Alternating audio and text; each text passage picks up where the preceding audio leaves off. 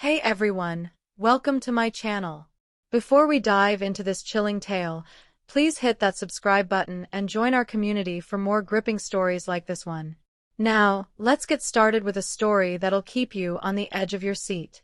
I'd heard the rumors about the rich man's twins long before I ever set foot in their sprawling mansion.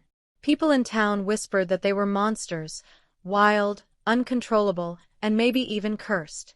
No one could tame them, not their father, not their nannies, not even the best tutors money could buy. I was just a librarian, barely scraping by, when their father's assistant called me. They needed someone to read to the twins, someone with patience. I figured I could use the extra cash, so I said yes without much thought. The mansion loomed like a fortress, all cold stone and tall windows that seemed to watch me. When I stepped inside, the air felt heavy, like it carried secrets. The twins, Eliza and Ethan, were only 7, but their eyes held something ancient. They didn't speak when I introduced myself. They just stared. I clutched my bag of books tighter, wondering what I'd gotten myself into. The first session was a disaster. Books torn, pages scattered, and laughter that wasn't joyful but cruel. Eliza hurled a hardcover at the wall, and Ethan mimicked her, his grin unsettling. I tried reading a fairy tale, but they mocked every word, their voices sharp. Their father, Mr. Harrow, was nowhere to be seen, always away on business. The staff avoided the twins, leaving me alone in that vast library. I noticed how they moved in sync, like they shared one mind. It was eerie, but I couldn't quit, not yet. The money was good, and something about their defiance intrigued me. I started watching them closely, noticing their glances, their whispers. By the end of the week, I realized they weren't just troublemakers. There was something deeper, something I didn't understand. I decided to try a different book, one I'd loved as a kid. The book was old, its cover worn, with strange symbols etched into the leather. I'd found it in a thrift shop years ago, drawn to its odd title, Tales of the Forgotten. The twins didn't react when I pulled it out, but they didn't throw it either. I started reading the first story, about a boy trapped in a shadow world. My voice felt different, like it wasn't just mine anymore. The twins sat still for the first time, their eyes locked on me. The story spoke of choices, of hearts torn between light and dark. When I finished, Eliza whispered, "Read it again." I did, and they listened, silent, almost reverent. That night, I couldn't sleep, the story's words echoing in my mind. I wondered if the book was more than it seemed. The next day, the twins were different, calmer, but not in a comforting way. They asked for the book again, their voices soft but insistent. I read another story, this one about a girl who bargained with a faceless entity. The words felt alive, curling around us like smoke. Ethan's hand twitched, as if he wanted to grab the book. I noticed their father's assistant watching from the doorway, her face pale. She left quickly, and I felt a chill. The twins started asking questions about the stories, about the characters' choices. I answered carefully, sensing they were searching for something. That night, I studied the book's symbols, finding nothing online about them. I started to wonder if the twins' reputation was tied to something beyond bad behavior. By the third session, the twins were waiting for me in the library, the book already open. They'd marked a story about twins bound by a curse, their fates tied to a single choice. I read it, my voice trembling as their eyes bored into me. The story described a ritual, a way to break the curse, but it required sacrifice. Eliza asked if I believed in curses, her tone too serious for a child. I laughed it off, but my heart raced. The mansion felt darker that day, the shadows longer. I caught glimpses of movement in the corners, but when I looked, nothing was there. The staff whispered about the twins' mother, who'd vanished years ago. I started to wonder if the book was connected to her. I began researching the Harrow family, digging through old town records at the library. The twins' mother, Clara, had been a scholar of folklore, obsessed with ancient texts. She'd disappeared after a fire in the mansion's west wing. No one talked about it, but the records hinted at something unnatural. I found a photo of her holding the same book I'd been reading. My stomach dropped. She looked like she'd seen something terrifying. That night, I dreamed of the twins chanting words from the book. When I woke, my hands were shaking. I returned to the mansion, determined to ask the twins about their mother. They deflected, but their eyes betrayed fear. I knew I was getting close to something dangerous. The twins started calling me by my first name, Lily, which felt oddly intimate. They insisted on the book every session, always the same story about the cursed twins. I noticed they'd memorized parts, reciting them under their breath. The library felt colder each day, the air thick with an unspoken presence. I asked the twins why they loved the book so much. Ethan said, "It knows us." I didn't press, but my skin prickled. I started seeing the book symbols in odd places, carved into a table, scratched on a windowpane. The staff avoided my questions, but one maid slipped me a note, "Leave before it's too late." I ignored it, too curious to stop. I needed to know what the book was doing to them. One night, I stayed late, reading alone in the library. The twins had gone to bed, but I felt watched. I found a hidden compartment in a bookshelf, containing letters from Clara. They spoke of a ritual she'd attempted, something to protect her children. She mentioned the book, calling it the key. My heart pounded as I read her final letter, written the night she vanished. It warned of a price for breaking the curse. I heard a creak behind me and spun around. Nothing, but the book was open on the table, though I hadn't touched it. I stuffed the letters in my bag and left, my breath short.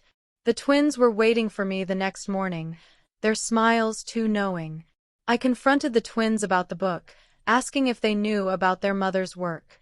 They exchanged a glance, then Eliza said, "She tried to save us." Ethan added, "But she didn't finish."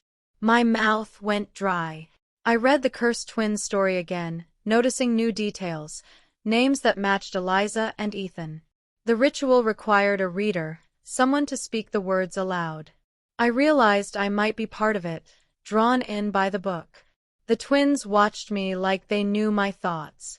That night, I found a symbol carved into my apartment door. I couldn't tell anyone. No one would believe me. I decided to finish the book, hoping it held answers. The final story was different, darker, about a reader who could free trapped souls. The twins leaned close as I read, their breath synchronized. The words felt like they were pulling me in, my voice not my own. When I finished, the room went silent, and the lights flickered. Eliza whispered, "You're the one." I wanted to run, but my legs wouldn't move. Ethan touched my hand, and it felt like ice. The book fell open to a blank page, but words began to appear, describing me. I slammed it shut, my heart racing. The twins smiled, but it wasn't cruel anymore. It was sad. I realized they weren't monsters. They were trapped.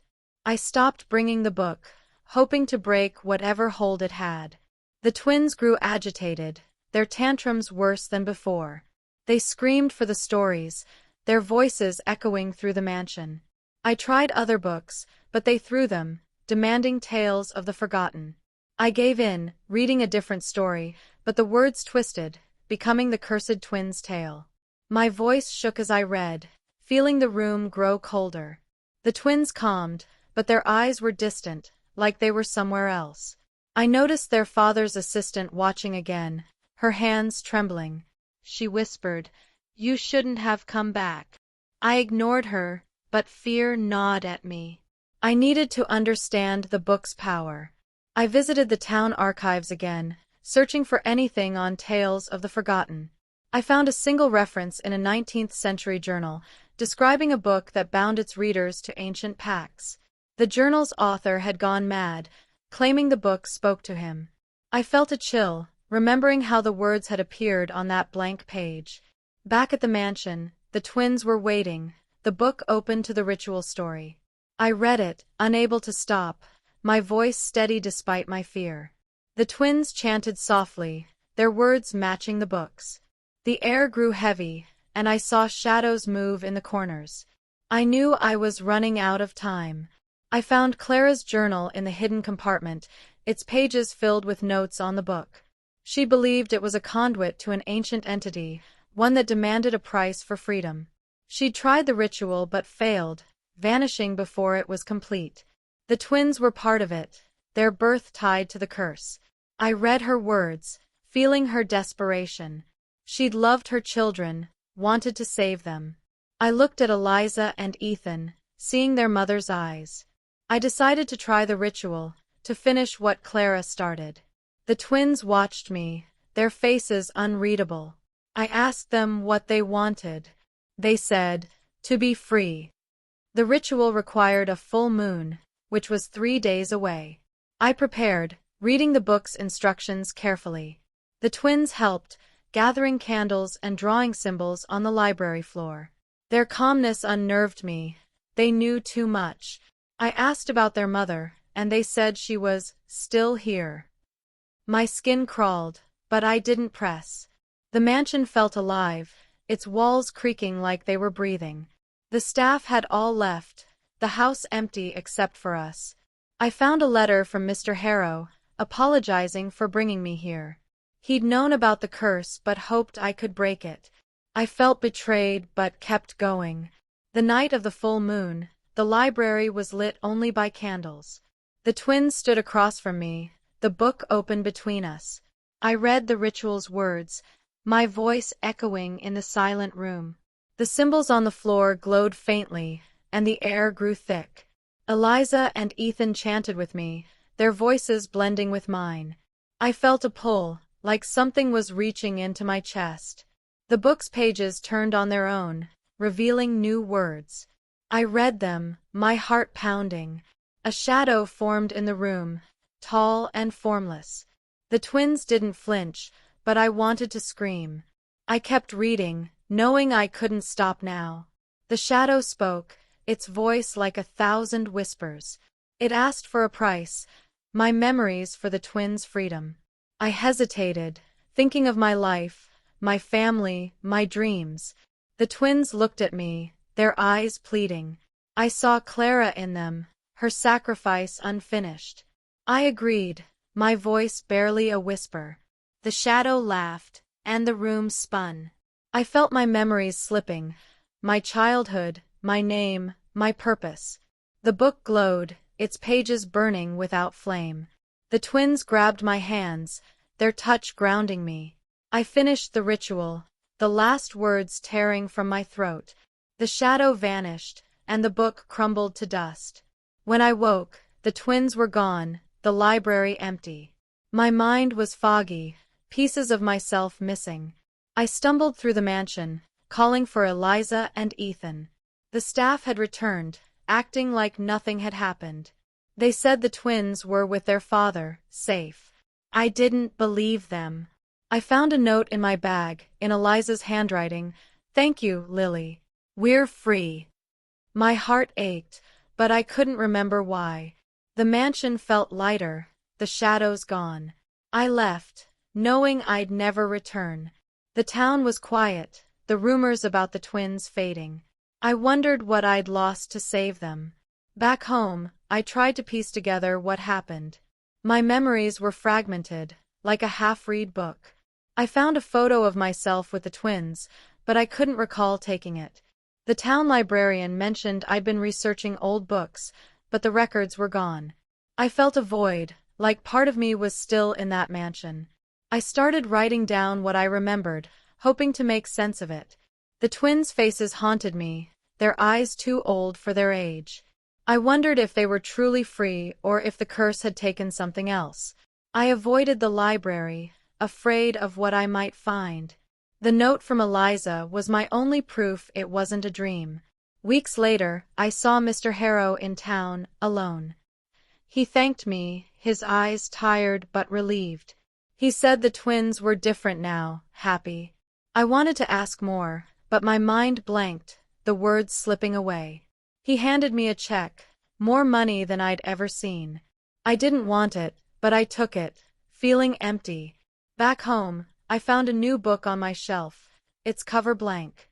When I opened it, the pages were empty, but I felt a pull, like it was waiting. I hid it in a drawer, afraid to touch it. The twins' note was still in my pocket, its words fading. I wondered if I'd ever feel whole again. I started dreaming of the mansion, of Clara's voice reading the book. She spoke of choices, of sacrifices made for love. I woke crying, not knowing why. The town had moved on, the Harrow family no longer a topic of gossip. I tried to forget, but the book's symbols appeared in my dreams, carved into my skin. I stopped sleeping, afraid of what I'd see. One night, I opened the blank book, and words appeared, describing a librarian who broke a curse. My hands shook as I read my own story. The last line said, "She gave her memories to save them." I closed the book, my heart heavy. I knew I'd done something important, but at what cost? I decided to leave town, hoping distance would clear my mind. The blank book came with me, though I didn't know why. I settled in a small city, taking a job at a bookstore. The work was quiet, but the book haunted me, its pages still empty. Customers sometimes asked about old books, and I'd feel a chill, remembering tales of the forgotten. I started writing my own stories, trying to fill the gaps in my memory. They were dark, filled with shadows and choices. Readers loved them, but I felt like a fraud. The twins' faces lingered in my mind, their smiles both sad and free. I wondered if they remembered me. I hoped they were safe. One day, a package arrived at the bookstore, no sender listed. Inside was a single page, torn from a book, with the twins' story. The words were different, describing their new life, free of the curse. At the bottom, in Eliza's handwriting, was a note, "You're in the story now." My heart raced. I hadn't told anyone about them. I burned the page, afraid of its power. That night, the blank book was open on my table, though I hadn't touched it. New words appeared, describing my life after the ritual.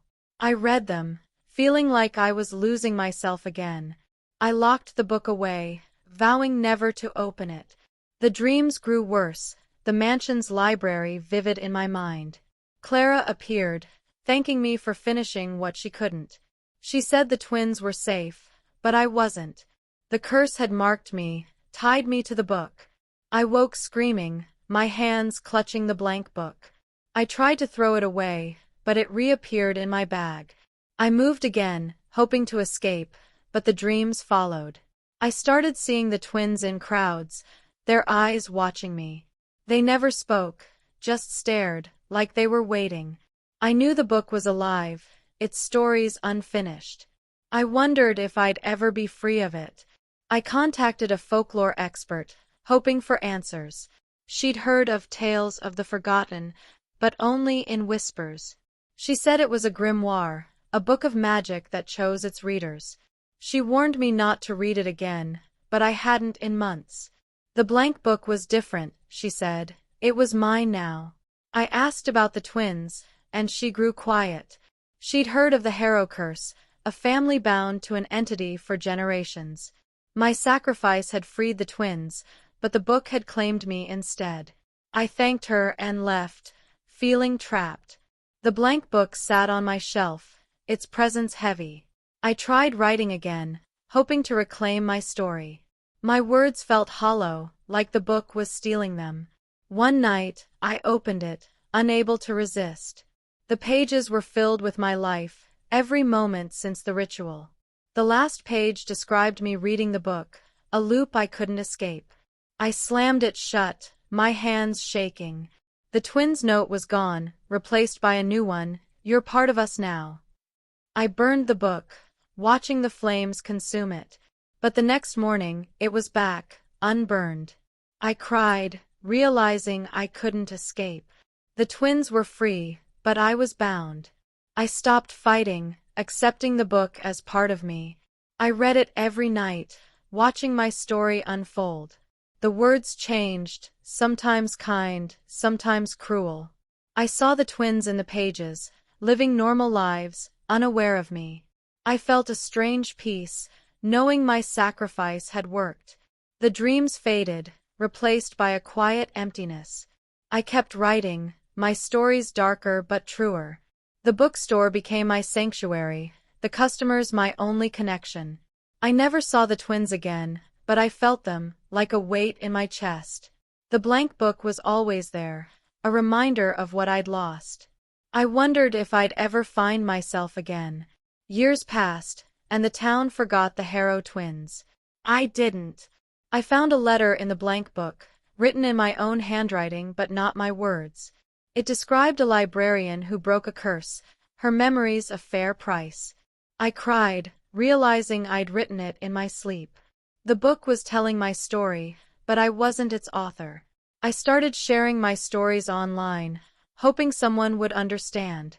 People called them fiction, but they felt real to me. The twins' faces never left me, their eyes a constant in my dreams. I wondered if they knew what I'd given up. The blank book was my only companion now. One night, the book opened on its own, revealing a new story. It was about me, finding peace in a quiet life. The words were gentle, promising rest. I read them, feeling lighter than I had in years. The twins appeared in the story, grown now, thanking me. I closed the book, my heart full. I didn't know if it was real, but I chose to believe it. I stopped writing, letting the book tell my story. The bookstore thrived, and I found joy in small moments. The blank book stayed closed, its pages still. I felt free, though I knew I'd never be whole. The twins were safe, and that was enough. I visited the mansion one last time, now abandoned. The library was empty, the symbols gone. I left the blank book on the table, hoping it would stay. It didn't follow me, and I felt a weight lift. The twins' story was over, and mine was beginning again. I moved to a new city, starting fresh. The dreams stopped, and my memories felt clearer. I wrote one final story, about a librarian who saved 2 children. I published it anonymously, hoping it would reach them. I never saw the book again, but I felt its presence, a quiet guardian. I was ready to live again. Now I live quietly, my life simple but mine. The blank book is gone, but its stories linger in my mind. I think of Eliza and Ethan, hoping they're happy. I don't regret my choice, though I'll never know what I lost. The town has forgotten the Harrow curse, but I carry it in my heart. My stories are my legacy, a way to make sense of it all. I'm not afraid anymore, just grateful. The twins taught me about sacrifice, about love. I hope they're out there, living the lives I gave them. If you're listening, Eliza and Ethan, know I'd do it again. Thank you for being my story. Thanks for joining me on this haunting journey. If you loved this story, please subscribe to my channel for more tales that'll keep you up at night. Hit that bell icon so you never miss an upload. See you in the next one.